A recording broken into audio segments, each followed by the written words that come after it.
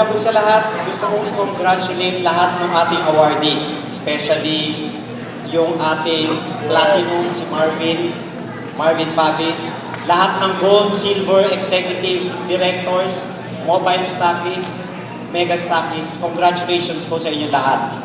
At palakpakan po namin sila. And gusto ko pong magpasalamat sa lahat ng mga distributors, members na nagtiwala po sa Big 500. Sabi nga, di ba? First anniversary po natin to.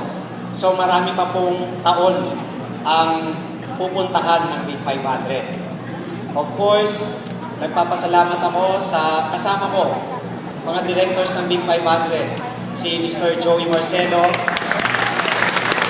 at hindi iwan niya, si Miss Karen, and emergency lang ngayon, wala si Miss Minette Karan. Actually, kami po matagal na po kami magkakasama, more than 14 years na. At isa lang po ang hindi namin pinag-aawayan pagdating sa pera. Minsan, pag nagmi-meeting kami, nagtatalo kami minsan sa proseso kung paano tutulungan yung ating mga kababayan. Pero never po namin pinagtatalunan ang pera. At yun po ang may pagmamalaki ko kung ano meron ang mga may-ari ng Big 500. And nagpapasalamat din po ako sa lahat ng management and staff ng Big 500. Palakpakan po natin sila. Sila po lahat ang mag-prepare ito. Okay, of course, sa lahat, kay Clarice, kay Cam, kay Lulu, kay Carla, lahat kayo. Alam niyo kung sino kayo. Maraming salamat sa inyo. Okay? And especially, nagpapasalamat din ako. Sabi nga ni Marvin, nag-thank you sa kanyang girlfriend. Kaya ako, magpapasalamat din ako sa aking wife, si Cherry. Walang sawa ang suporta. Of course, sa aking kapatid, sa tita, at sa mother ko, nandito rin po. Nagpapasalamat ako sa inyo lahat. Alam niyo po, noong high school po ako, habang nagbebenta po ako sa bangketa, alam niyo ba na dati ako nagbebenta sa bangketa? Habang nagbebenta po ako sa bangketa, inisip ko po, siguro, kung mas marami ang pera namin, mas masaya ang buhay namin. Yun po ang pumasok sa isip ko. Kasi pag nakikita ko yung mga tao, dumadaan, di ba, tatawad sila. So, nakikita ko talagang napaka-importante ng pera doon sa mga tao. Habang nagbebenta po ako sa bangketa. Ngayon po, sigurado na ako na kung marami kang pera, mas madaling sumaya. Bakit? Unang-una po, ang pera po dapat hindi natin hinahabol. Dapat tayo po ang hinahabol ng pera. Pwede po mangyari yun. Ngayon tatanong nyo, di ba? Parang joke time lang yun. Ngayon tatanong nyo, di ba? Eric, totoo ba? Na pag maraming pera masaya, hindi naman totoo yan eh. Bakit yung iba dami-daming pera? Drug addict. Yung iba nagpapakamatay. Di ba? So bakit ganon? Ano ang assurance na kung may pera ka, magiging masaya ka? Wala po. Alam niyo po kung gusto niyo maging masaya talaga, yung totoong masaya, simple lang po.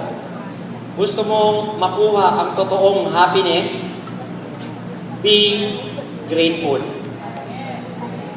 Gratefulness will give you true happiness, mga kapatid.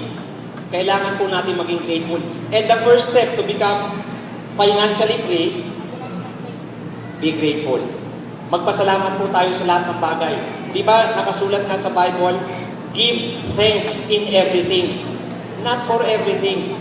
Di ba? Lahat ng mga challenges na dumadating sa iyo, magpasalamat ka dahil yung mga challenges na yan ang magpapatibay sa iyo. So magpasalamat ka sa lahat ng bagay. Kasi yan lang po ang kailangan natin for us to become financially free. And number two, Believe in yourself. Kailangan niyo pong maniwala sa sarili niyo. Dahil walang sino man tao ang makakatulong sa inyo kung hindi niyo tutulungan ang sarili niyo. No person in this earth ang magiging responsable at accountable sa buhay mo, kundi ikaw lang. So, ang reason po kung bakit ganito ang buhay natin, dahil ganito ang pinapaniwalaan natin. Di ba nakasulat din, according to your faith, it shall be done to you. Gusto mong baguhin ang buhay mo, baguhin mo ang paniwala mo tungkol sa'yo. Okay? Number 3, for you to become financially free. Number 3, help others. Alam niyo po, kami po dito sa Big 500, sa organization namin, sa buong organization namin, sa Sunday, sa Big League, naniniwala po kami na lahat po tayo successful.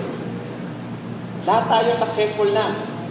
Ang question lang po ito, di ba? Alam po natin na success is a journey, hindi po destination. So journey po yan.